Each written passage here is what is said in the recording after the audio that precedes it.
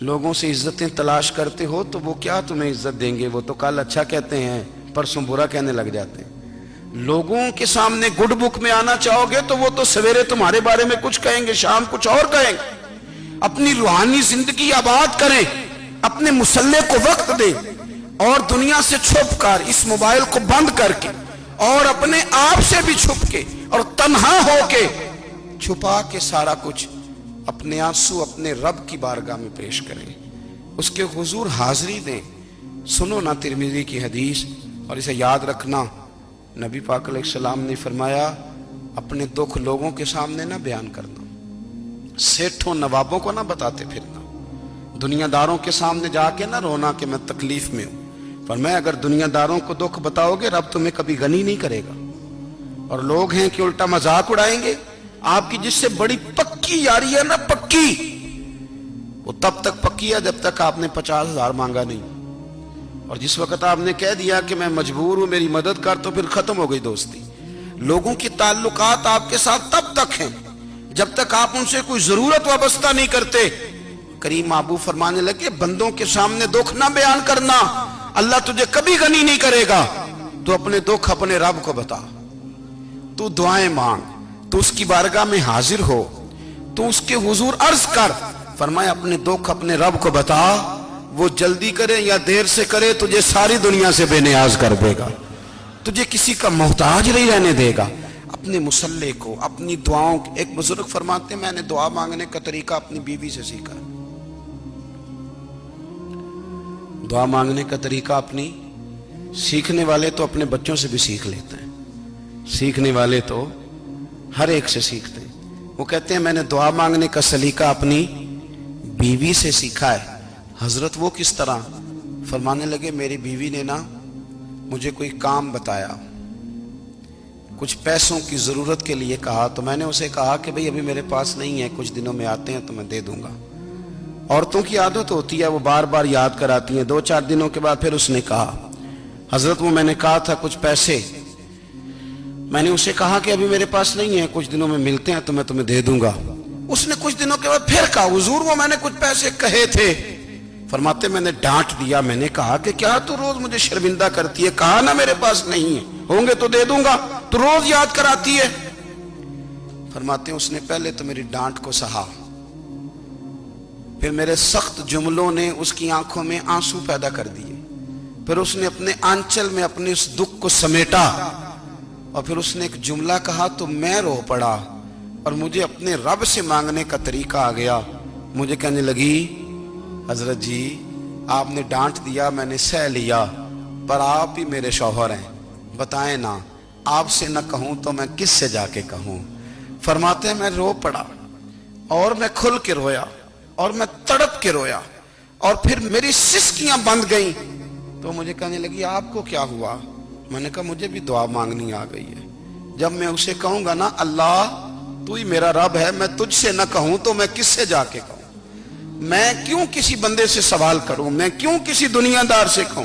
میں تیرے بندوں کا، نیک بندوں کا وسیلہ لے کے، تیرے محبوب کی غلامی لے کے تیری بارگاہ میں آیا، تجھ سے نہ مانگوں تو کس سے مانگوں؟ سمجھ آ گئی ہے؟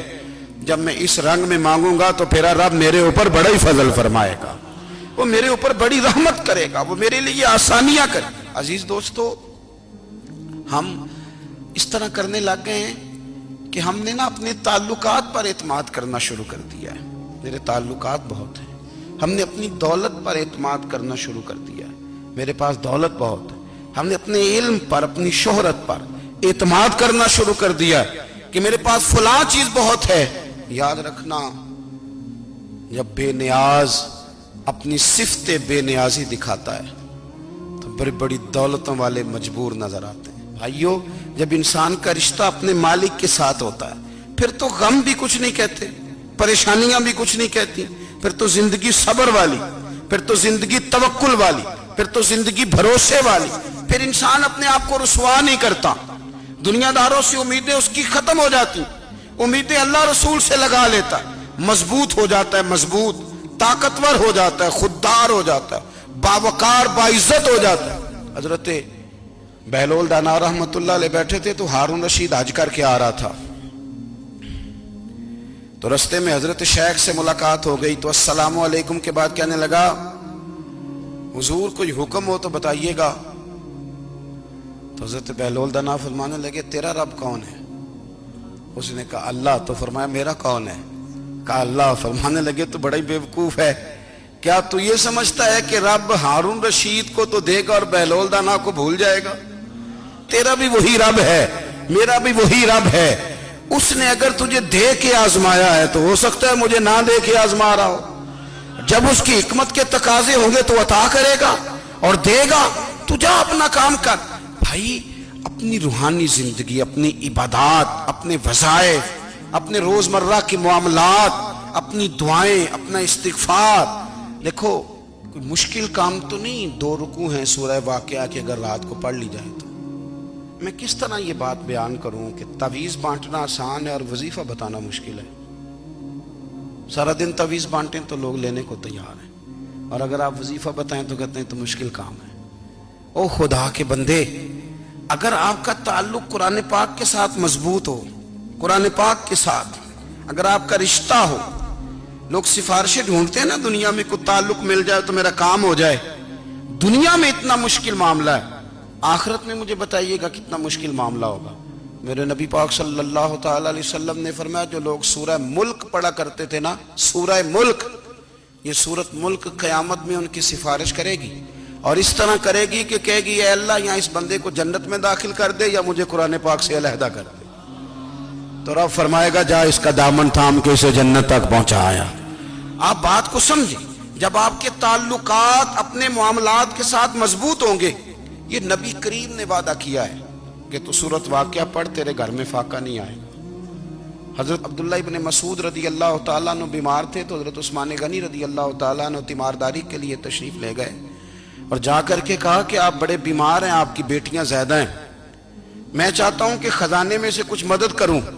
تو سیدنا عبداللہ ابن مسعود رضی اللہ تعالیٰ عنہ اٹھ کے بیٹھ گئے اور کہنے لگے امیر المومنین, اللہ آپ کو میری طرف سے, میری بیٹیوں کی طرف سے بہتر صلہ دے. میری بیٹیوں کو کسی خزانے کی ضرورت نہیں, میں نے انہیں خزانہ دے دیا ہے. کہا جناب آپ نے کون سا خزانہ دیا ہے, میں آپ کے مالی معاملات کو جانتا ہوں. تو فرمانے لگے امیر المومنین, میرے نبی کریم نے فرمایا ہے جو سورت واقعہ پڑھے اسے کبھی فاقہ نہیں آتا. میں نے بیٹیوں کو یاد کرا دی ہے, یہ خزانہ میں نے انہیں دے دیا ہے. وہ سارے والدین سنیں جو بیٹیوں کے لیے پریشان رہتے ہیں. حضرت عبداللہ ابن مسعود نصیحت کر رہے ہیں, فرمانے لگے میں نے سورت واقعہ یاد بھی کرا دی ہے, پڑھنے کی عادت بھی ڈال دی ہے. حضور نے فرمایا ہے جو سورت واقعہ پڑھے اسے فاقہ نہیں آتا. کہنے لگے چاند تو اپنی جگہ چھوڑ سکتا ہے, سورج گر سکتا ہے, تارے ٹوٹ سکتے ہیں, پر مدینے والے رسول کی بات غلط نہیں ہو سکتی. حضور نے فرمایا فاقہ نہیں آئے گا تو انشاءاللہ کبھی بھی نہیں آئے گا. کرنے کا کام یہ ہے کہ ہم اپنے معاملات, اپنی عبادات, اپنی دعائیں, کبھی 10 منٹ عادت ہو جائے نا دعا مانگنے کی علیحدہ سے رات کو. حضور نے فرمایا جو فرض نماز کے بعد دعا مانگے اللہ اس کی قبول کر لیتا ہے. نبی پاک صلی اللہ تعالی علیہ وسلم نے فرمایا اللہ مسافر کی دعا قبول فرماتا ہے. حضور نے فرمایا اللہ مظلوم کی دعا قبول فرماتا ہے. حضور نے فرمایا بیمار سے دعا کراؤ اللہ اس کی دعا قبول فرماتا ہے. میرے نبی پاک نے فرمایا ماں باپ جب بھی اولاد کے لیے ہاتھ اٹھائیں, ویسے تے بلے شاہ تو آسمانی اڑ دیا ہی پھڑ دیں, جڑا گھر بیٹھا انہوں بڑھیا ہی نہیں. حضور فرمانے لگے ماں باپ جب بھی اولاد کے لیے دعا فرمائیں اللہ ان کی دعا کو قبول کرتا ہے. آپ اپنا تعلق بنائیں دعا کے ساتھ, عبادت کے ساتھ, مصلی کے ساتھ رشتہ بنائیں, استغفار پڑھیں. صلاح الدین ایوبی صلیبی جنگوں میں تھے, رات کو مسجد اقصیٰ میں نماز پڑھی تو پریشان تھے. ایک بزرگ سے ملاقات ہوئی تو وہ کہنے لگے کہ آپ بڑے پریشان ہیں. کہنے لگے حضور پریشان اس لیے ہوں کہ پہلے ہی مسلمان کمزور ہے, اب میں نے سنا ہے دشمن کا ایک بحری بیڑا وہ جنگی سامان سے بھرا ہوا آ رہا ہے, تو اب ان کے پاس اور تلواریں اور نیزے آ جائیں گے, مسلمانوں کے پاس پہلے ہی وسائل کی کمی ہے, پریشان ہو کس طرح کر کے مقابلہ کریں گے. یہ بات کہتے ہی صلاح الدین ایوبی نے بزرگوں سے کہا حضور آپ بھی دعا کرنا, دعا کی بڑی طاقت ہے. میرے نبی پاک نے فرمایا دعا مومن کا ہتھیار ہے. دعا مومن کا. حضور نے فرمایا تقدیر کو سوائے دعا کے کوئی چیز نہیں بدل سکتی. دعا مومن کا ہتھیار ہے. یہ کافر کے پاس کوئی نہیں، یہ ہتھیار ہے مومن کا. اللہ کرے آپ کو سمجھ آئے. پھر سنیں، کئی بار کہہ چکا ہوں یہ ہتھیار ہے. کافر کے مقابلے میں جو تیرے پاس سب سے بڑا ہتھیار ہے وہ دعا ہے. دعائیں کرانی چھوڑ دی، کرنی چھوڑ دی، لینی چھوڑ دی. حضرت سیدنا انس بن مالک رضی اللہ تعالیٰ عنہ فرمایا کرتے تھے میں نے وہ رنگ دیکھا ہے جب حضور دعا مانگتے تھے اور حضور کی مقدس آنکھوں میں آنسو بھی ساتھ ہی بہا کرتے تھے. میں نے وہ انداز دیکھا ہے. تو صلاح الدین ایوبی بزرگ سے کہنے لگے آپ بھی دعا کیجئے، اور خود رونے لگے اور سر سجدے میں رکھ کے رونے لگے اور عشاء سے لے کر فجر تک روئے، خوب روئے. صبح وہ بزرگ آئے تو صلاح الدین ایوبی کا خوبصورت اور ہنستا ہوا چہرہ دیکھا. کہنے لگے آپ بڑے خوش ہیں، رات تو میں نے بڑے روتے ہوئے دیکھا تھا. تو کہنے لگے حضور وہ جو بحری بیڑا آ رہا تھا نا وہ پانی میں ڈوب گیا ہے، اب وہ نہیں آ رہا. ابھی خبر آئی ہے تو میں بڑا خوش ہوں. بزرگ کہنے لگے اٹھ سینے سے لگ اور سن ایک بات، وہ بحری بیڑا پانی میں نہیں ڈوبا، وہ تیرے آنسوؤں میں ڈوب گیا ہے. وہ جو تو رات رویا ہے نا رب کریم کی بارگاہ میں تو وہ ڈوب گیا ہے. حضرت عائشہ صدیقہ رضی اللہ تعالیٰ عنہ فرماتی ہیں ایک عورت تھی اور اسے نبی پاک صلی اللہ تعالیٰ علیہ وسلم نے نا وہ کلمہ پڑھ کے مسلمان ہوئی، مدینہ طیبہ آ گئی تو حضور نے مسجد نبوی شریف میں اس کے لیے مکان، ایک سادہ سا کمرہ ساتھ مسجد کے بنوا دیا، وہیں رہنے لگی. اکثر وہ سیدہ طیبہ کے پاس آتی تو حضرت عائشہ صدیقہ رضی اللہ تعالیٰ عنہ فرماتی ہیں وہ بڑی باتیں سناتی اور آخر میں کہتی وہ ہار والا دن بھی بڑا عجیب دن تھا اور میرے رب کی قدرتوں کا دن تھا، وہ بھی بڑا عجیب دن تھا. سیدہ عائشہ صدیقہ رضی اللہ تعالیٰ عنہ ایک دن فرمانے لگی کہ تو ہار والے دن کا بڑا ذکر کرتی ہے، وہ کیا دن تھا؟ تو خاتون کہنے لگی اماں جی وہ دن تھا جب میرے رب پر بھروسہ اور مضبوط ہو گیا، جس دن میرا اپنے رب پر توکل اور بڑھا، میرے ایمان میں یقین میں اور پختگی آئی. کہنے لگی میں ایک گھر کی کنیز تھی، نوکرانی تھی، اس گھر میں ایک بچی تھی جس کے پاس سونے چاندی ہیرے جواہرات کا ہار تھا. اس زمانے میں نا چمڑے کے اوپر لوگ ہیرے جواہرات لگاتے تھے، کئی دفعہ سرخ رنگ کے چمڑے پہ لگائے جاتے تھے. وہ بچی پہنتی تھی تو کہتی ہیں وہ بچی کے اس نے اتار کے رکھا یا اس سے گرا وہ ہار تو چیل اسے اٹھا کے لے گئی گوشت سمجھ کے اور میرے سامنے اٹھا کے لے گئی. گھر والوں نے مجھ سے پوچھا، یہ بخاری میں موجود ہے، گھر والوں نے پوچھا مجھ سے کہ وہ ہار کہاں ہے تو میں نے کہا چیل اٹھا کے لے گئی. گھر میں کچھ چوری ہو جائے تو سب سے پہلا الزام کس پہ لگتا ہے؟ ملازمین پہ. کہتے انہوں نے مجھے بڑا مارا، بڑی تکلیف تھی، حتیٰ کہ میری شرمگاہ تک کی تلاشی، میری عزت اتنی خراب کی میں بتا نہیں سکتی. میں نے اپنی زندگی میں ایک واقعہ دیکھا، ایک امیر گھر میں چوری ہو گئی، ملازم کو اتنا مارا کہ وہ چارپائی پہ پڑ گیا. پولیس والوں سے اتنی مار پروائی گئی کہ وہ بیچارہ چارپائی پہ پڑ گیا اور پھر وہ اتنا بیمار ہوا اور کچھ دنوں کے بعد پتہ چل گیا کہ چور تو اپنا بیٹا ہے ان کا. پھر اس کا انتقال ہو گیا. اب وہ سیٹھ صاحب اور گھر والے آ کے نا مرنے والے کے کان میں معافیاں مانگ رہے ہیں، کان میں. تو میں نے ان سے پھر کہا تھا کہ یہ تو اب چلا گیا ہے، تمہارا زور چلتا تھا نا تو تم نے قانون خریدا اور تم نے اسے جتنا ہو سکا تم نے اسے مار پڑوائی. تمہارے پاس جو عدالتیں تھی تم نے وہاں کاروائی کی، اب ایک عدالت قیامت کے دن لگے گی. یہ کمزور تھا نا، کچھ کر نہیں سکا. میرے نبی پاک صلی اللہ علیہ وسلم نے فرمایا سن لو، اگر سینگ والی بکری نے بغیر سینگ والی بکری کو تکلیف دی ہوگی نا تو قیامت کے دن اسے بھی بدلہ دینا پڑے گا کہ تیرے پاس سینگ تھے اور تو نے اسے مارا تھا. وہ خاتون عرض کرتی ہے سیدہ عائشہ کی خدمت میں کہ مجھے بڑا مارا، مجھے تکلیف دی، میں کہہ رہی تھی کہ میرے سامنے چیل لے گئی ہے پر وہ نہیں مان رہے تھے. اماں جی انہوں نے مجھے بڑا مارا. حضرت عائشہ صدیقہ کہتی ہیں پھر کیا ہوا؟ کہنے لگی اماں جی جب کوئی میرا مددگار نہ رہا، مجھے تکلیف دے رہے تھے، رسوا کر رہے تھے، تو میں نے اپنے رب سے مدد چاہی، میرے رب کی طرف میں نے توجہ کی. میں نے کہا مالک اب تو ہی میرا مددگار ہے، कहती है वो मुझे मार रहे थे तो वो चील जो हार ले गई थी वही लेके वापस आ गई, और हमारे सरों के करीब ला के उसने जब उस हार को फेंका, वो मुझे छोड़ के साइड पे हुए, वो मेरी बेगुनाही जान गए। लेकिन आपको बताऊं, उस दिन से मेरा अपने रब पर यकीन और बढ़ गया।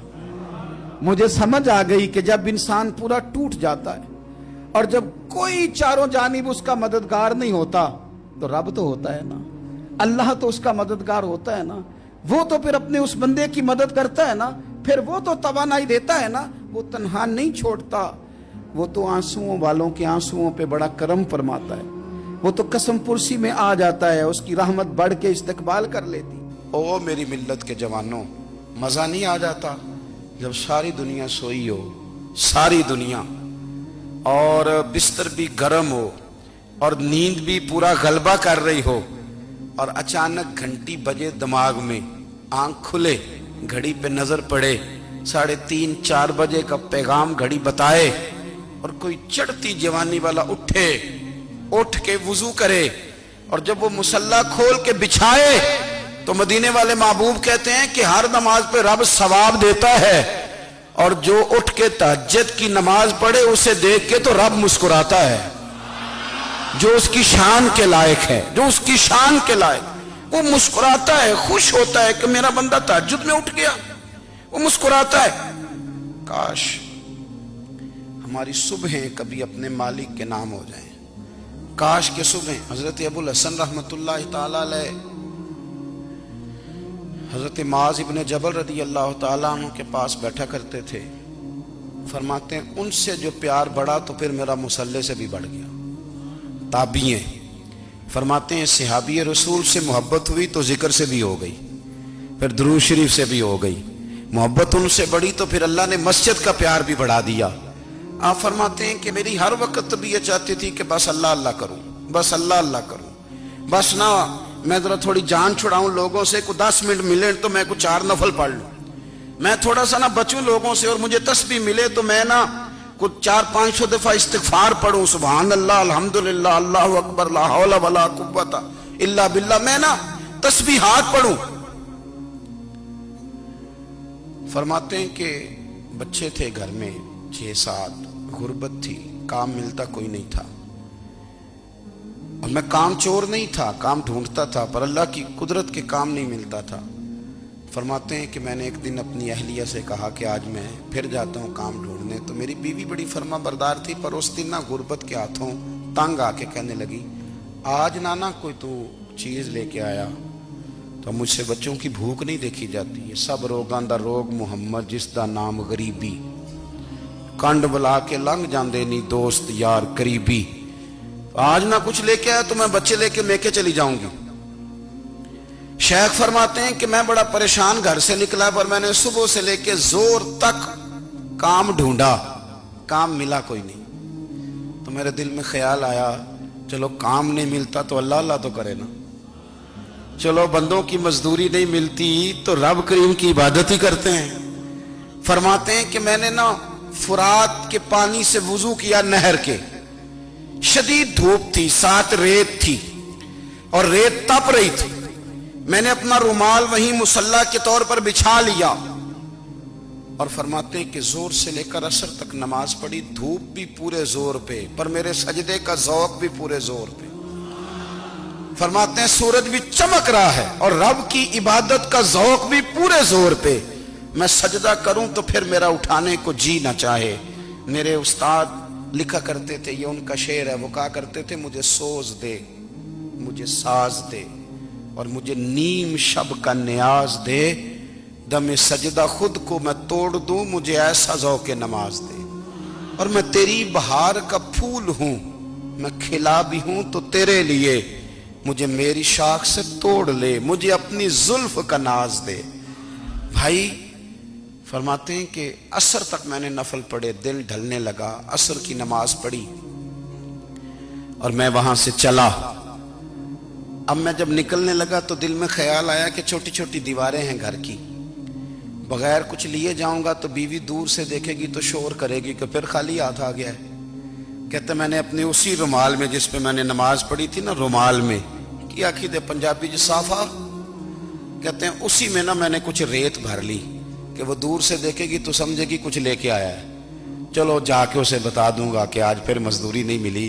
कहते हैं वो रेत लेकर जब मैं घर में गया तो पहले बीवी दरवाजे पे खड़ी होती थी, पूछती थी खाली हाथ आ गए हो, आज मैंने देखा तो है ही कोई नहीं। फरमाते हैं मैं अंदर दाखिल हुआ, सलाम लिए, कोने में मैंने वो रुमाल रख दिया और मैंने आवाज दी कि भली मानस कहां हो? तो वो कहने लगी आप मुंह हाथ धो ले, मैं रोटी लेके आई। मैंने कहा रोटी कहां से आ गई? यहां तो कई दिनों के फाके, तो कई दिनों की गुर्बत है, यहां तो इस घर में तो फकीरी है। फरमाते हैं कि वो रोटी लेके आई और उस वक्त की जो मौजूदा नेमतें थी, समझ ले सलाद अचार हर चीज साथ लाई। मैंने कहा कि बच्चे कहां गए? कहने लगी वो खाना खा के खेलने गए, आप खाना खा लें आ जाते। खाना उसने चुन दिया। मैंने हैरत अंगेज लहजे में सारी नेमतें अपने दस्तरखान पे देख करके बीवी से पूछा ये कहां से आया खाना? बच्चों को तूने कहां से खाना खिलाया? ये सारा कुछ कैसा है? तो कहने लगी पता नहीं आज आप किस करीम की मजदूरी करने चले गए थे, पता नहीं किस करीम की, मेरे घर में तो इतनी नेमतें आई हैं कि मुझसे संभाली नहीं जा रही, इतना अनाज है, इतना गंदुम है, किस करीम के दरवाजे आज चले गए थे? ये कहते कहते वो उठी और उठ करके कहने लगी पहले बड़ा कुछ आया था, अब क्या ले आए हो? और जा करके ना उसने वो रेत वाला रुमाल खोला, कहने लगे मैं तो लेके आया था रेत, तो मेरे रब ने उसे भी सोने और हीरे बना दिया था। जब आपकी तवज्जो अल्लाह की जानी, मेरे नबी पाक सल्लल्लाहु ताला अलैहि वसल्लम ने फरमाया हर चीज अपने रब से मांग, हर चीज मांग, हर चीज मांग। या रसूलल्लाह क्या कुछ? मेरे महबूब ने फरमाया तेरे घर में नमक भी खत्म हो जाए तो वो भी अपने रब से मांगा कर, तू मांगना वो तुझे देगा, तो उसकी बारगाह में कशकोले तलब दराज तो करना। और तिरमिजी शरीफ में अजीब लफ्ज है, रसूल कायनात ने फरमाया, रब करीम फरमाता है जब मेरा बंदा हाथ उठाता है ना तो मुझे हया आती है कि मैं खाली कैसे लौटा दूं इसके।